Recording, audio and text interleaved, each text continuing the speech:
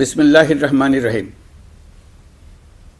প্রিয় দেশবাসী, শিশু, কিশোর কিশোরী, তরুণ তরুণী, ছাত্রছাত্রী, বয়স্ক, বৃদ্ধ, নারী পুরুষ সবাইকে আমার সালাম জানাচ্ছি।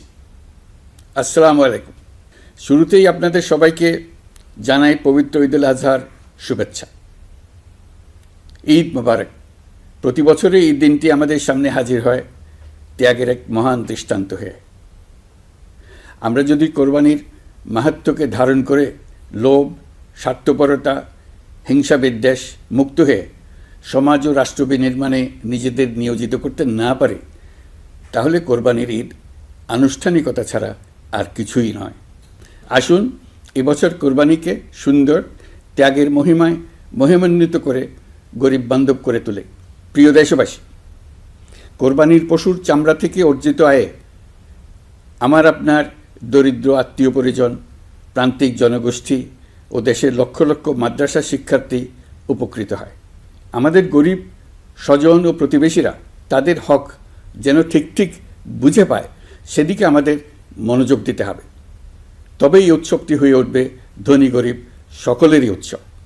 পশুর চামড়ার ন্যায্য মূল্য নির্ধারণ, বর্জ্য ব্যবস্থাপনা সহ সার্বিক বিষয়ে সুষ্ঠু ব্যবস্থাপনা নিশ্চিত করতে সরকারের একটি উচ্চ পর্যায়ের কমিটি কাজ করছে। একটি কন্ট্রোল রুমও খোলা হয়েছে। কোরবানির চামড়া সংক্রান্ত যে কোনো সমস্যা, অভিযোগ ও পরামর্শ এই হটলাইনের নম্বরে ফোন করে নেওয়া যাবে। আমরা এই বছর কোরবানির পশুর চামড়া সংরক্ষণে 30,000 টন লবণ বিনামূল্যে সরবরাহ করেছি। কোরবানির ঈদে আরও একটি গুরুত্বপূর্ণ বিষয় হলো পরিষ্কার পরিচ্ছন্নতা। আমি দেশবাসীর প্রতি আকুল আহ্বান জানাই, আপনারা সকলে পরিবেশ পরিচ্ছন্ন রাখতে সমবেতভাবে এগিয়ে আসবেন। বিশেষ করে তরুণ তরুণীদেরকে এই বিষয়ে দৃষ্টি আকর্ষণ করছি।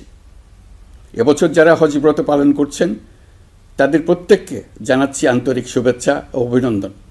মহান রব্বুল আলমিনের অশেষ মেহেরবানিতে, আপনাদের দোয়ায় এবং সংশ্লিষ্ট সবার সর্বোচ্চ আন্তরিকতা ও পেশাদারিত্বের ফলে এবছর আমাদের হজ ব্যবস্থাপনায় সাফল্য এসছে। প্রথমবারের মতো সরকারি ব্যবস্থাপনায় লাব্বায়েক অ্যাপের মাধ্যমে হজের সার্বিক ব্যবস্থাপনা ও সেবা নিশ্চিত করা হচ্ছে। এখন পর্যন্ত হজ ব্যবস্থাপনায় কোনো অনিয়মের খবর আসেনি। টাকা দিয়েও হজে যেতে না পারার যন্ত্রণা কাউকে কাঁদতে হয়নি।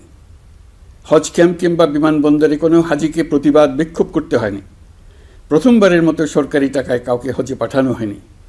প্রিয় দেশবাসী, ঈদ উল ফিতরের অভিজ্ঞতাকে কাজে লাগিয়ে দীর্ঘমেয়াদে বাজারের জিনিসপত্রের দাম স্থিতিশীল রাখতে আমরা তৎপর হয়েছি। এবার কোরবানির ঈদেও কোনো জিনিসের দাম যাতে আকস্মিকভাবে বেড়ে না যায়, সেদিকে আমরা সর্বোচ্চ নজর দিয়েছি। ফলে এবার আলু, পেঁয়াজ, ডিম, চিনি, শাকসবজি, তরিতরকারি ও মশলা সহ অধিকাংশ পণ্যের দাম গত বছরের তুলনায় কমেছে। আমরা সার্বিক বাজার ব্যবস্থাকে দুর্বৃত্তদের চক্র থেকে বের করে এনে বাজারে একটা প্রতিযোগিতামূলক পরিবেশ তৈরি করতে পেরেছি।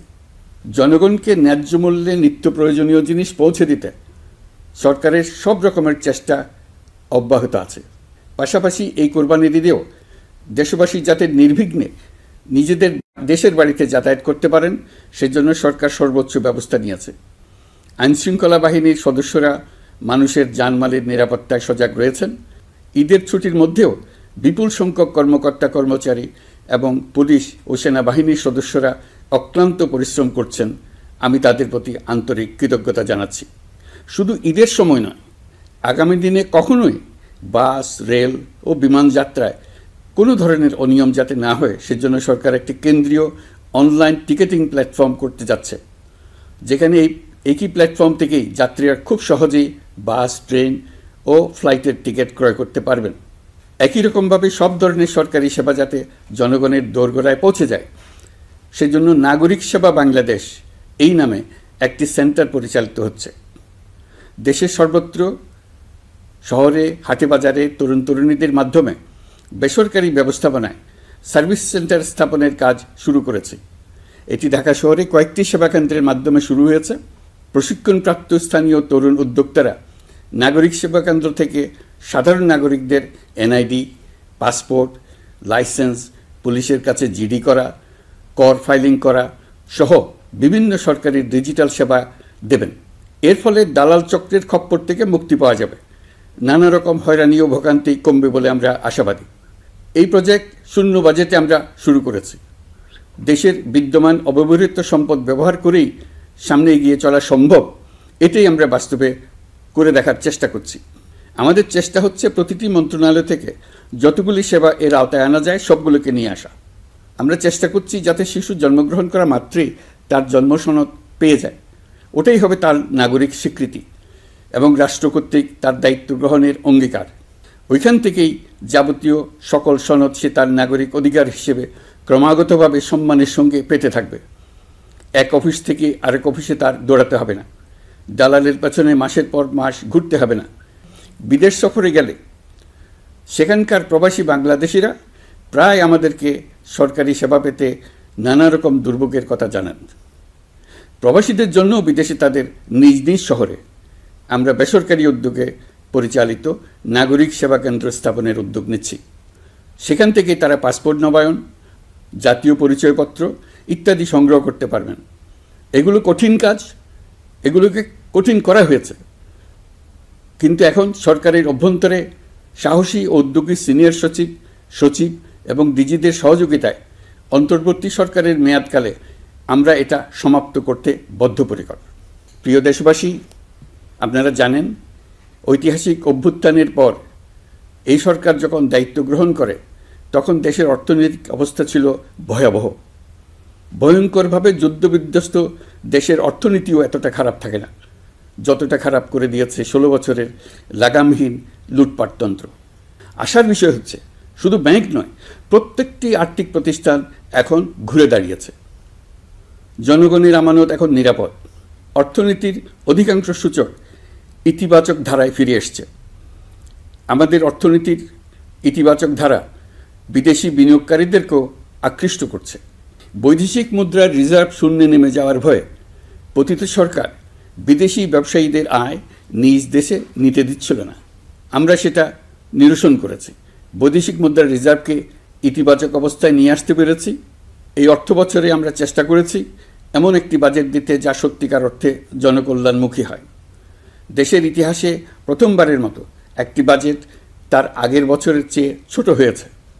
প্রবৃত্তিকেন্দ্রিক ধারণা থেকে সরে এসে আমরা চেষ্টা করেছি সামগ্রিক উন্নয়নের ধারণায় জোর দিতে।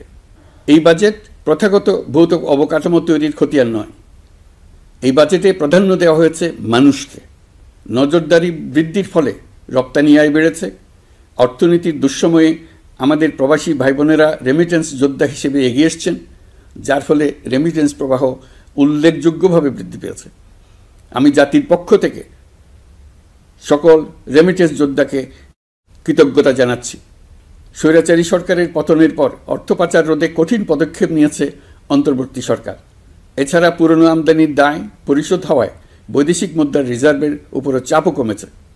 রাজস্ব আদায় বাড়ানোর জন্য পূর্ব ঘোষণা অনুযায়ী জাতীয় রাজস্ব বোর্ড NBR ভেঙে অর্থ মন্ত্রণালয়ের অধীনে রাজস্ব নীতি বিভাগ এবং রাজস্ব ব্যবস্থাপনা বিভাগ নামে দুটি স্বতন্ত্র বিভাগ প্রতিষ্ঠা করা হয়েছে। এটি একটি বড় কাঠামোগত সংস্কার। এই সিদ্ধান্তের ফলে বিশাল আকারের দুর্নীতি কমবে, রাজস্ব ব্যবস্থার দক্ষতা বাড়বে, স্বার্থের দ্বন্দ্ব কমবে এবং রাজস্ব আহরণের আওতা সম্প্রসারিত হবে।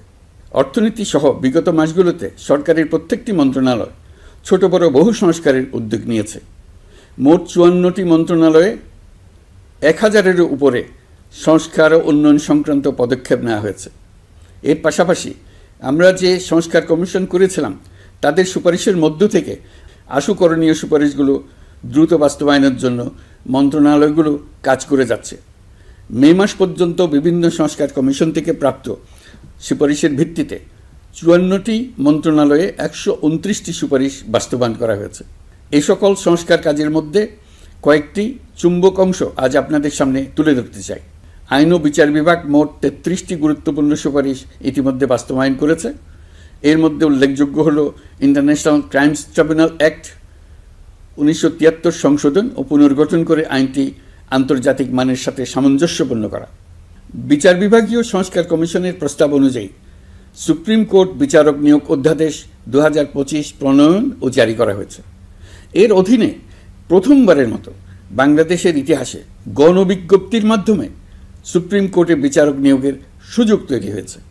দেওয়ানি কার্যবিধির সংশোধন করা হয়েছে, যার ফলে এখন বাদীকে আর দিনের পর দিন সশরীরে আদালতে যেতে হবে না। এক একটি দেওয়ানি মামলা নিষ্পত্তি হতে আগে যত সময় লাগত, এই সংশোধনীর ফলে সময়সীমা অর্ধেকে কমিয়ে আনা সম্ভব হবে বলে আমরা মনে করছি। দেশের 1000-এর বেশি অবকাঠামো এবং প্রতিষ্ঠানের নাম পলাতক প্রধানমন্ত্রীর বাবা, মা, ভাই, বোন, আত্মীয় স্বজনের নামে প্রতিষ্ঠিত করা হয়েছিল। তার মধ্যে ছিল সেনানিবাস, বিমানঘাঁটি, নৌবাহিনীর জাহাজ, মেগা সেতু, সড়ক, স্থাপনা, স্কুল, কলেজ, বিশ্ববিদ্যালয়, হাসপাতাল, গবেষণা কেন্দ্র, আরও বহু কিছু। এগুলোর সব নাম পরিবর্তন করা হয়েছে। নারী ও শিশু নির্যাতন দমন আইন সংশোধন করা হয়েছে। প্রবাসী ভাই বোনদের অনেক দিনের দাবির পরিপ্রেক্ষিতে পাওয়ার অফ অ্যাটর্নি বিধিমালা সংশোধন করা হয়েছে। এখন পুরনো পাসপোর্টে নো ভিসা রিকোয়ার্ড স্টিকার থাকলে কিংবা জন্মসনদ থাকলে বিদেশ থেকে পাওয়ার অফ অ্যাটর্নি সম্পাদন করতে পারবে। আগামী 2 মাসের মধ্যে আইনগত সহায়তা কার্যক্রম ব্যাপকভাবে বিস্তার করা হবে।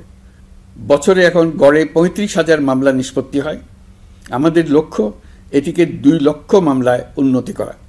মামলা দায়েরের 48 ঘন্টার মধ্যেই যাদের বিরুদ্ধে মামলার কোনো ভিত্তি নেই তাদের বাদ দেওয়ার ব্যবস্থা করা হচ্ছে। আমরা সর্বোচ্চ চেষ্টা করেছি দেশের মানুষকে লুটপাটতন্ত্র থেকে বের করে আনতে।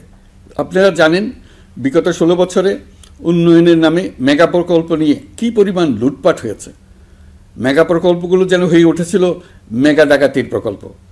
আমরা দায়িত্ব গ্রহণের পরপরই বিভিন্ন উন্নয়ন প্রকল্প পুনরায় মূল্যায়ন করে দেখেছি যে প্রায় সব প্রকল্পেই ভৌতিক ব্যয় ধরা হয়েছে।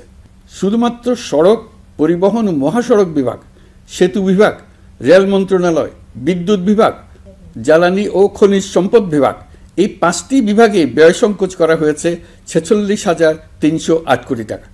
এই টাকা দিয়ে জ্বালানি খাতে সমস্ত বকেয়া মিটিয়ে দিয়ে বকেয়ার পরিমাণ শূন্যে নামিয়ে আনা হয়েছে। বৈদেশিক ঋণ পরিশোধ করে সব ধরনের ঋণের ফাঁদ থেকে বেরিয়ে আসা আমাদের অগ্রাধিকার। দেশে বিনিয়োগ বাড়ানো ও নতুন কর্মসংস্থান তৈরিতে আমাদের গুরুত্ব দিতেই হবে।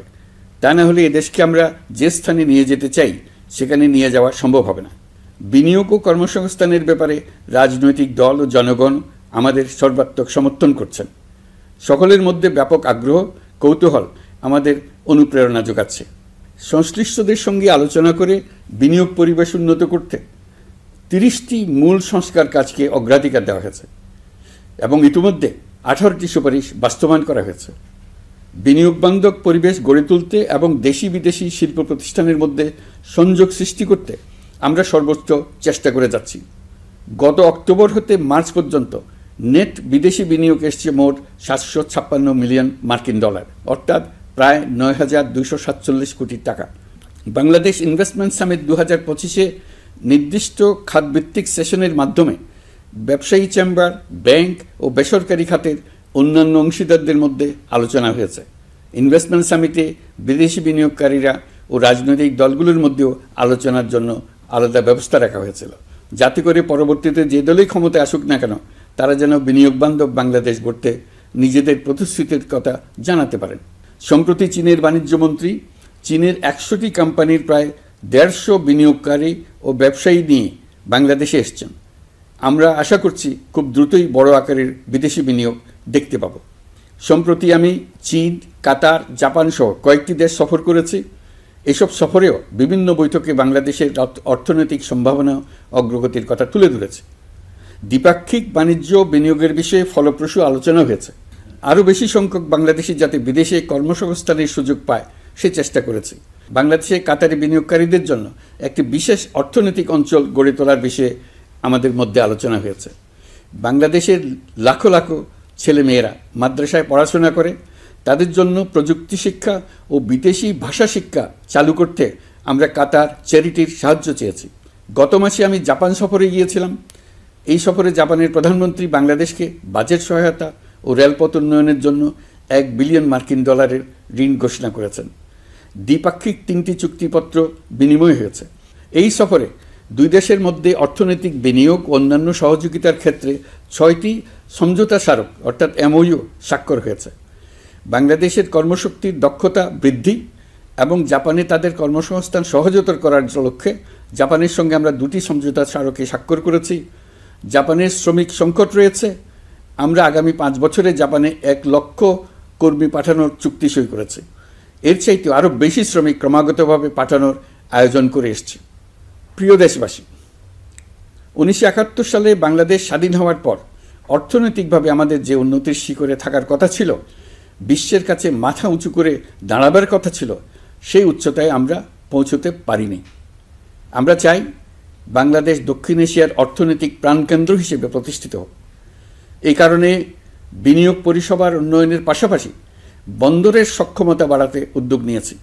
এটা করা সম্ভব না হলে দেশের কোটি কোটি মানুষের বেকারত্ব ঘুচবে না, অর্থনৈতিক সংকট রয়েই যাবে। চট্টগ্রাম বন্দর নিয়ে অনেকের মধ্যে কৌতূহল তৈরি হয়েছে। মাঝে মাঝে এমন কথাও শুনেছি যে এই বন্দর বিদেশিদেরকে নাকি দিয়ে দেওয়া হচ্ছে। আমি আগেও জানিয়েছি, চট্টগ্রাম বন্দর হলো বাংলাদেশের অর্থনীতির হৃৎপিণ্ড। বর্তমানে এই হৃৎপিণ্ড অতি দুর্বল। এখন যে অবস্থায় আছে সেই অবস্থায় তাকে রেখে দিলে আমাদের অর্থনীতিকে সামনে এগিয়ে নিয়ে যাওয়া সম্ভব হবে না। এই হৃৎপিণ্ডকে বড় করতে হবে, মজবুত করতে হবে, সুঠাম করতে হবে। তা করতে হলে বহু উদ্যোগ গ্রহণ করতে হবে, অভিজ্ঞদের সাহায্য লাগবে। আমরা যাদের সঙ্গে যোগাযোগ করেছি তারা বন্দর ব্যবস্থাপনায় বিশ্বের সেরা, সবচেয়ে অভিজ্ঞ। তারা ইউরোপ, কানাডা, অস্ট্রেলিয়া, চীন, দক্ষিণ কোরিয়া, ভারত, পাকিস্তান, তুরস্ক, মধ্যপ্রাচ্য ও আফ্রিকা সহ বিশ্বজুড়ে বন্দর পরিচালনা করে। তাদের কাজ বন্দর ব্যবস্থাপনা। আমাদের লক্ষ্য হলো বন্দর ব্যবস্থাপনার কাজ যত তাড়াতাড়ি সম্ভব তাদের কাছ থেকে শিখে নেওয়া। আমি গ্যারান্টি দিয়ে বলতে পারি, যদি 31 সালের মধ্যে আমরা বন্দরের কাজ শিখে ফেলি, এর পরবর্তী 5 বছরে অর্থাৎ 36 সালের মধ্যে পৃথিবীর যত দেশে যত বন্দর এই কোম্পানিগুলো চালায় তাদের বহু বন্দর এই বাংলাদেশিরাই পরিচালনা করবে। আপনারা যে বন্দরেই পা দেবেন দেখবেন সেখানে বাংলাদেশিরা আছেন। বহু লোকের কর্মসংস্থান হবে, বহু লোকের উপরে ওঠার সুযোগ হবে। তাদের নিজেদের প্রয়োজনেই তারা আমাদের চাকরি দেবে। আগে যে কোনো জাহাজে চড়লে দেখতাম জাহাজের নাবিক চট্টগ্রামের কিংবা সিলেটের। বন্দরের কাজ একবার শিখে নিতে পারলে ভবিষ্যতে আমরা যে বন্দরে যাব না কেন দেখব সেখানে চট্টগ্রাম, নোয়াখালী, সিলেট আর বরিশালের লোক, বাংলাদেশের লোক। আমাদের বন্দর যদি আধুনিক হয় তা শুধু বাংলাদেশের অর্থনীতিতেই ভূমিকা রাখবে না, বরং আমরা নেপাল, ভুটান সহ পার্শ্ববর্তী সকল দেশের অর্থনীতিতে ইতিবাচক ভূমিকা রাখতে সক্ষম হব। এই বন্দরই হবে অঞ্চলের অর্থনীতির সমৃদ্ধির চাবিকাঠি। কুমিরা থেকে টেকনাফ পর্যন্ত নানা বন্দরের কর্মচাঞ্চল্যে সমগ্র উপকূল অঞ্চল দক্ষিণ এশিয়ার একটি গুরুত্বপূর্ণ অর্থনৈতিক প্রাণকেন্দ্র হিসেবে প্রতিষ্ঠিত হবে। এই পুরো অঞ্চলে অনেকগুলো শিল্পাঞ্চল গড়ে উঠবে শুধু সমুদ্রের সান্নিধ্য এবং তার ব্যবহারের দক্ষতার কারণে। তার সঙ্গে গড়ে উঠবে আরেকটি নতুন শিল্প, আধুনিক পদ্ধতিতে সমুদ্রে মাছ পালন, আহরণ ও প্রক্রিয়াজাতকরণের শিল্প। এটি আরেকটি নতুন জগৎ সৃষ্টি করবে। এই ব্যাপারে আমরা আমাদের বন্ধু দেশগুলোর সঙ্গে আলোচনা শুরু করেছি এবং তারা উৎসাহ সহকারে সাড়া দিয়েছেন।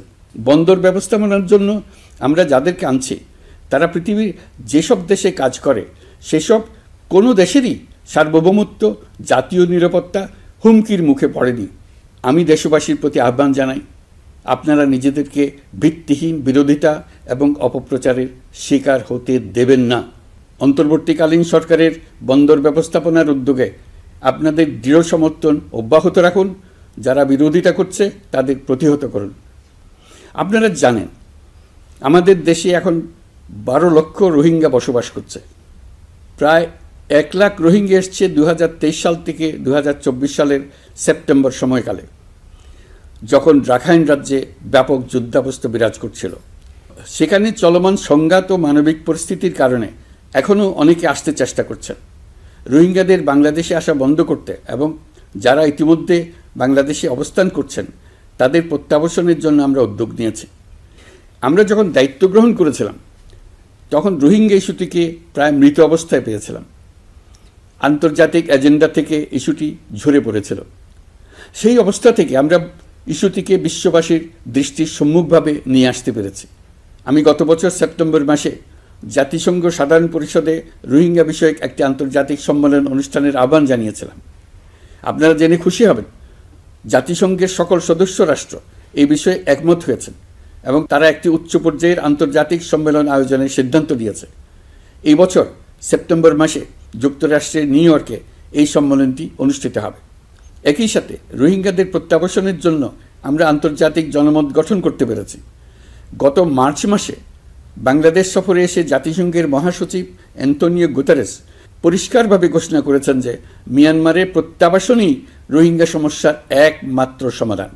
প্রত্যাবাসনের বিষয়ে আরেকটি বড় অগ্রগতি হচ্ছে মিয়ানমার সরকার কর্তৃক প্রত্যাবাসনযোগ্য রোহিঙ্গাদের সর্বপ্রথম তালিকা ঘোষণা।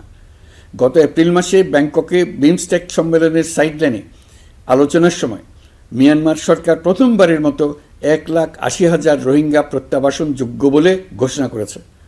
রোহিঙ্গাদের প্রত্যাবাসনে ও আমাদের সীমান্তের নিরাপত্তা নিশ্চিত করতে মিয়ানমারের সরকার সহ সেখানকার বিদ্রোহী গোষ্ঠীর সাথে আনুষ্ঠানিক ও অনানুষ্ঠানিক যোগাযোগ রাখা হচ্ছে।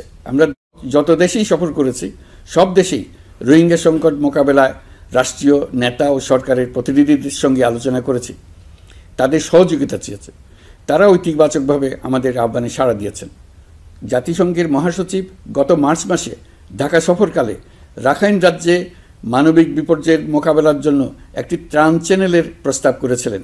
তিনি বলেছিলেন এই প্রস্তাবটি রোহিঙ্গাদের প্রত্যাবাসনে সহায়ক হবে। বিষয়টি প্রস্তাব পর্যায়ে রয়ে গেছে। আমরা লক্ষ্য করেছি রাখাইনের জন্য বাংলাদেশ করিডোর দিয়ে দিয়েছে বলে একটা অপপ্রচার চালানো হচ্ছে। আমি সুস্পষ্টভাবে বলছি, এটা সর্বৈব মিথ্যা। এটা চিলে কান নিয়ে যাওয়ার গল্প। যারা অসত্য কল্পকাহিনী বানিয়ে বাংলাদেশের মানুষকে ক্রমাগত বিভ্রান্ত করে অশান্তি সৃষ্টিতে নিয়োজিত, এটা তাদেরই শিল্পকর্ম। আপনারা এ বিষয়ে হুঁশিয়ার থাকবেন, কোনোভাবেই বিভ্রান্ত হবেন না। এসব অপপ্রচার সত্ত্বেও আমরা লক্ষ্যচ্যুত হব না। এই জটিল সমস্যাটি সমাধানে আমাদের কাজ চালিয়ে যাব। প্রিয় দেশবাসী, আগামী মাসে জুলাই গণ অভ্যুত্থানের বছর পূর্ণ হবে। যাদের আত্মত্যাগের কারণে এই অভ্যুত্থান সম্ভব হলো, আমরা তাদেরকে এবং তাদের পরিবারকে প্রতি মুহূর্তে আমাদের দৃষ্টিতে রেখেছি। তাদের জন্য নানা কর্মসূচি আমরা বাস্তবায়ন করে চলেছি।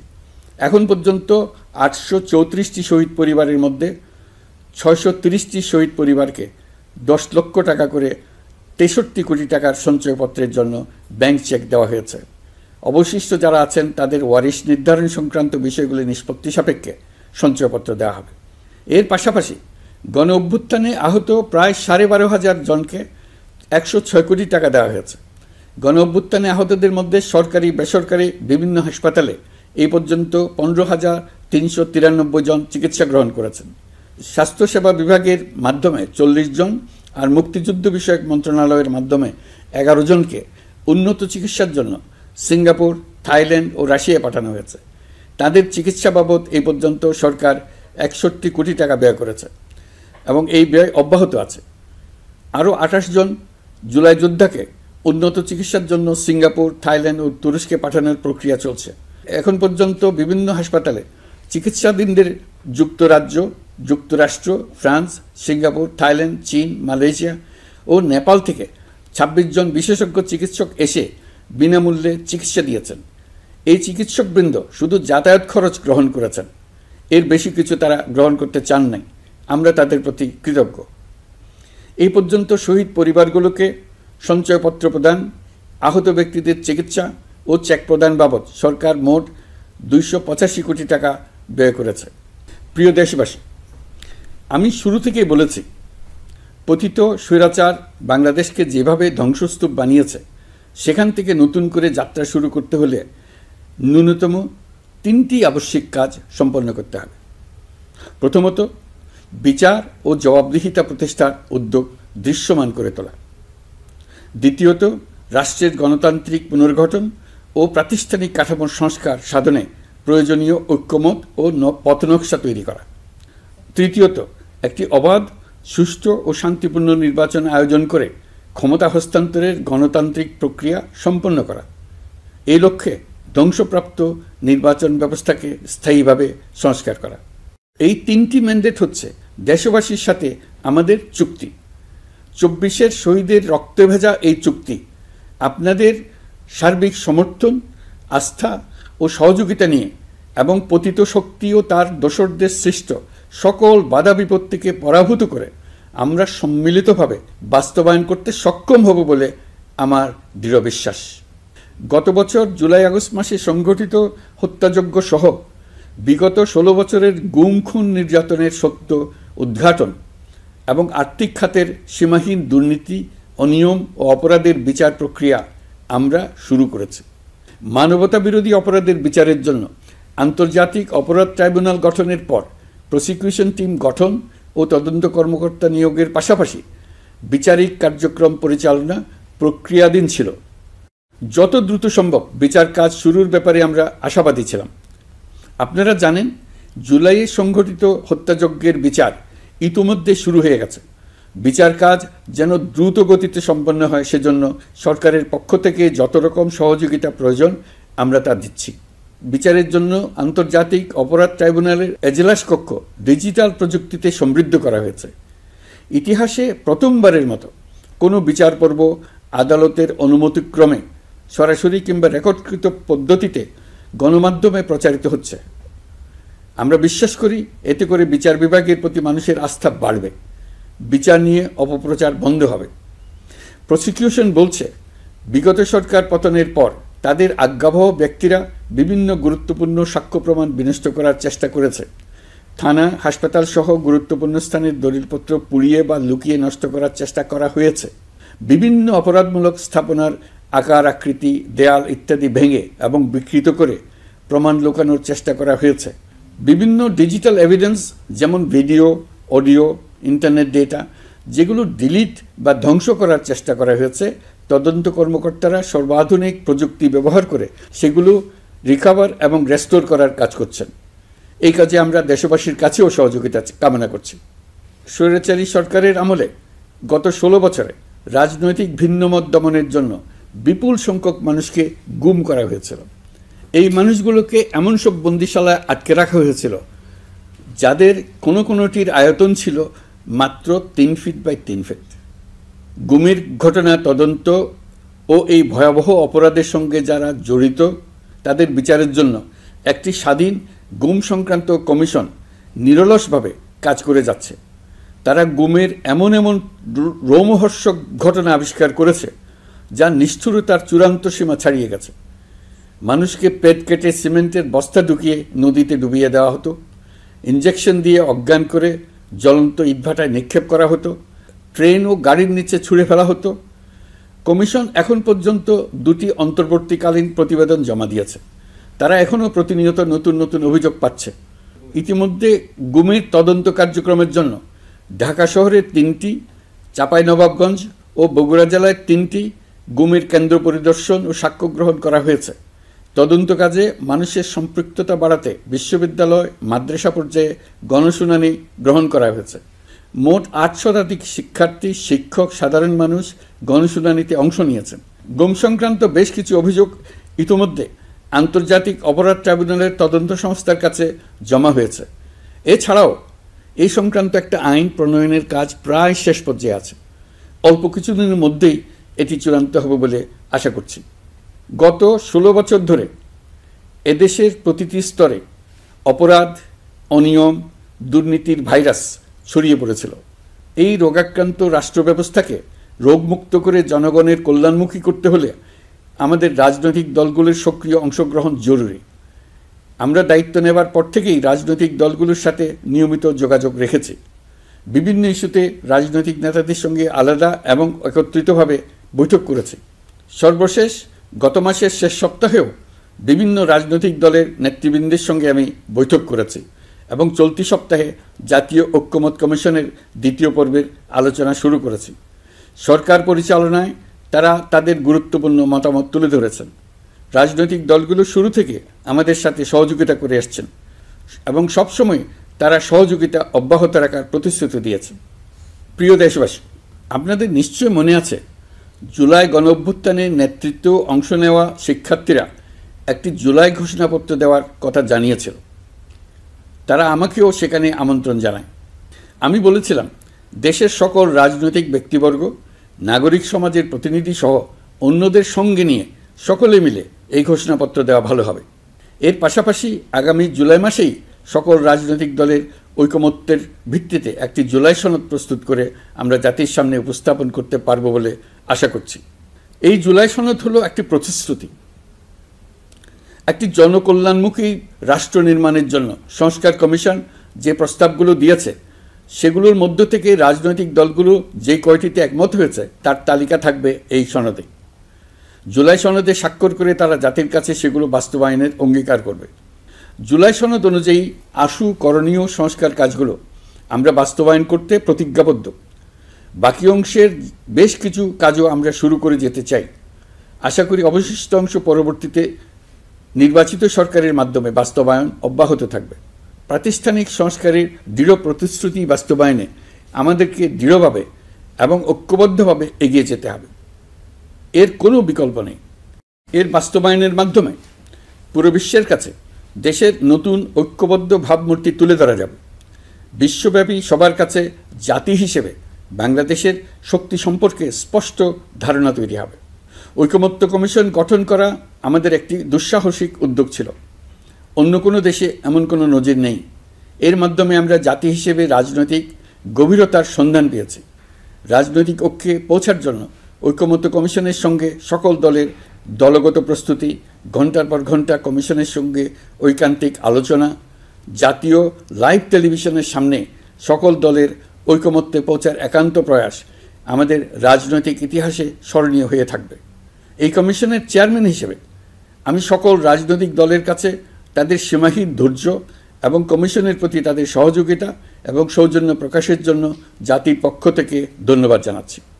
আশা করি আমাদের অসমাপ্ত কাজ সমাপ্ত করে শিগগিরই পূর্ণাঙ্গ জুলাই সনদ তৈরি করে জাতির জন্য একটা নতুন পথ নির্দেশনা রেখে যেতে পারব। এই কমিশনের অভিজ্ঞতার মাধ্যমে দেশের যে নতুন রাজনৈতিক সংস্কৃতি গড়ে ওঠার সম্ভাবনা দেখা দিয়েছে, আগামী নির্বাচনের মাধ্যমে যদি সেটা বিকাশমানভাবে স্থায়ী রূপ দিতে পারে তাহলে আমরা ভবিষ্যতের সকল রাজনৈতিক সংকট মোকাবেলা করতে সক্ষম হব। সকল প্রস্তুতি সমাপ্ত করে দেশের সকল মানুষের, কিশোর কিশোরী, তরুণ তরুণী, ছাত্রছাত্রী, কৃষক, জেলে, গৃহিণী, দিনমজুর, শ্রমিক, ব্যবসায়ী, পেশাজীবী, শিল্পী সবাই মিলে চেষ্টা করে একটা সুন্দর নিখুঁত নির্বাচন আয়োজন করে নতুন বাংলাদেশের দৃঢ় ভিত্তি রচনা করব। প্রিয় দেশবাসী, আমি জানি আগামী জাতীয় নির্বাচন কখন হবে সে বিষয়ে সিদ্ধান্ত জানার জন্য রাজনৈতিক দল ও জনগণের মধ্যে বিপুল আগ্রহ রয়েছে। আমি বারবার বলেছি এই নির্বাচন ডিসেম্বর থেকে আগামী বছরের জুনের মধ্যে অনুষ্ঠিত হবে। এই সময়ের মধ্যে দেশের নির্বাচন উপযোগী পরিবেশ সৃষ্টির জন্য যা যা করা দরকার সরকার তাই করছে। এখানে মনে রাখা জরুরি, বাংলাদেশ স্বাধীনতার পর থেকে যতবার গভীর সংকটে নিমজ্জিত হয়েছে তার সবগুলোরই প্রধান কারণ ছিল ত্রুটিপূর্ণ নির্বাচন। ত্রুটিপূর্ণ নির্বাচন প্রক্রিয়ায় বারবার ক্ষমতা কক্ষিগত করার মধ্য দিয়ে একটি রাজনৈতিক দল বর্বর ফ্যাসিস্টে পরিণত হয়েছিল। এই ধরনের নির্বাচন যারা আয়োজন করে তারা জাতির কাছে অপরাধী হিসেবে চিহ্নিত হয়ে যায়। এমন নির্বাচনের মধ্য দিয়ে যে দল ক্ষমতায় আসে তারাও জনগণের কাছে ঘৃণিত হয়ে থাকে।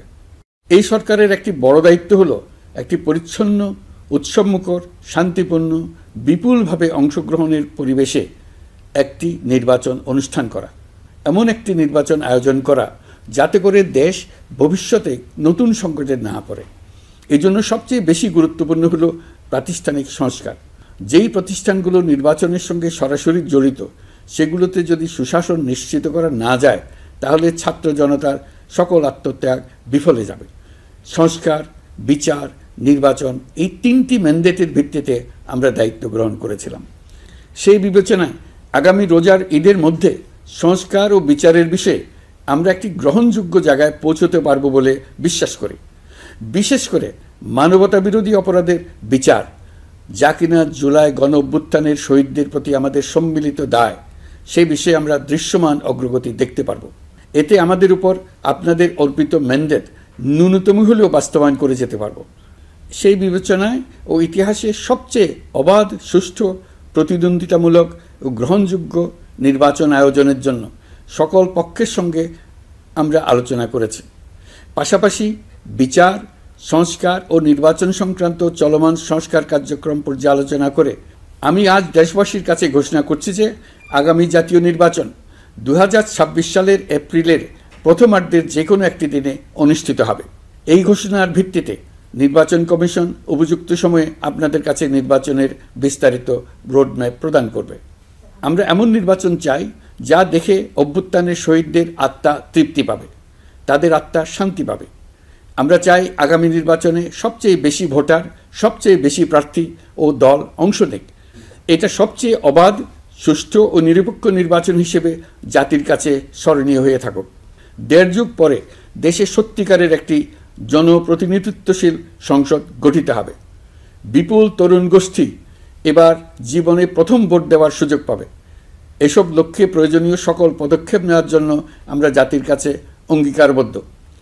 আমি দেশবাসীর প্রতি আহ্বান জানাই, আপনারা সকল রাজনৈতিক দল এবং আপনাদের এলাকার প্রার্থীদের কাছ থেকে সুনির্দিষ্ট অঙ্গীকার আদায় করে নেবেন, যেন আগামী সংসদের প্রথম অধিবেশনেই যেসব সংস্কারের প্রশ্নে ঐকমত্য অর্জিত হয়েছে তা কোনো প্রকার কাটাছেঁড়া ছাড়াই যেন তারা অনুমোদন করেন।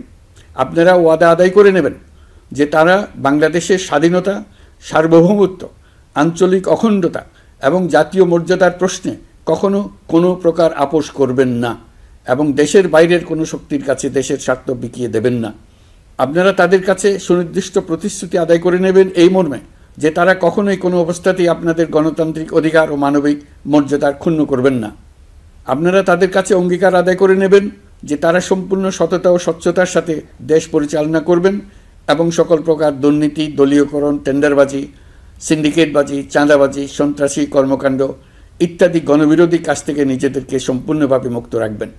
আমি আপনাদের আবারও স্মরণ করিয়ে দিতে চাই যে এবারের নির্বাচন শুধু শান্তিপূর্ণ নির্বাচন করার বিষয় নয়, এটা ছাত্র জনতার অভ্যুত্থানের আকাঙ্ক্ষা নতুন বাংলাদেশ গড়ার নির্বাচন। এই নির্বাচনে পরিচিত দলগুলিই থাকবে, তাদের পরিচিত মার্কাগুলিই থাকবে, কিন্তু ভোটারকে বের করে আনতে হবে যে এই মার্কার পেছনে আপনার কাছে ভোট প্রার্থীরা কে কতটুকু নতুন বাংলাদেশ গড়ার জন্য প্রস্তুত, কে কতটা প্রতিজ্ঞাবদ্ধ। আমরা যারা এই নির্বাচনে ভোটার হব তারা অত্যন্ত সৌভাগ্যবান এবং সৌভাগ্যবতী। আমরা একটা অনন্য ঐতিহাসিক ভূমিকা পালনের সুযোগ ও দায়িত্ব পাচ্ছি। আমরা জাতির নতুন যাত্রাপথ তৈরি করে দেওয়ার দায়িত্ব পাচ্ছি। আমরা নতুন রাজনৈতিক সংস্কৃতি সৃষ্টির মহান সুযোগটা পাচ্ছি। আমাদের সুচিন্তিত ভোটের মাধ্যমে নতুন বাংলাদেশ নির্মিত হবে। শহীদদের রক্তদান সার্থক হবে। আশা করি বিষয়টা নিয়ে চিন্তাভাবনা করেই সবাই ভোট কেন্দ্রে যাব এবং দৃঢ়প্রত্যয়ে ভোট দেব। এখন থেকে ভাবনা চিন্তা শুরু করুন, আলোচনা শুরু করুন। এখন থেকে আপনাদের ভোটের গুরুত্বটা বুঝে নিন। আপনার এবারের ভোটের গুরুত্ব ঐতিহাসিক মানদণ্ডে দেখা হবে। প্রিয় দেশবাসী, আমাদের সবসময় মনে রাখতে হবে পতিত ফ্যাসিবাদ ও তার দেশি বিদেশি দোসররা নতুন বাংলাদেশ গড়ার সম্মিলিত প্রচেষ্টাকে পদে পদে বাধাগ্রস্ত করার চেষ্টা চালিয়ে যাচ্ছে। তারা নানামুখী অপপ্রচারে লিপ্ত। তারা সবসময় চাইবে জুলাই অভ্যুত্থানের মাধ্যমে তৈরি হওয়া জাতীয় ঐক্যের শক্তিকে পরাভূত করতে, গণতান্ত্রিক আকাঙ্ক্ষা বাস্তবায়নের প্রচেষ্টাকে লাইনচ্যুত করতে এবং বাংলাদেশকে পুনরায় করায়ত্ত করতে। আমি আগেও বলেছি, আজ আবারও বলছি, আমরা একটা যুদ্ধ অবস্থায় আছি। এখন আমাদের একতাবদ্ধ থাকতে হবে যে কোনো মূল্যে। পরাজিত শক্তি এবং তাদের সহযোগীরা ওত পেতে বসে আছে আমাদের ছোবল মারার জন্য, আমাদের অগ্রযাত্রাকে রুখে দেওয়ার জন্য। আমরা তাদের কিছুতেই এই সুযোগ দেব না। আসুন আমরা আমাদের সম্মিলিত প্রচেষ্টায় প্রিয় মাতৃভূমির স্বাধীনতা, সার্বভৌমত্ব, আঞ্চলিক অখণ্ডতা ও জাতীয় মর্যাদার বিরুদ্ধে যে কোনো আঘাত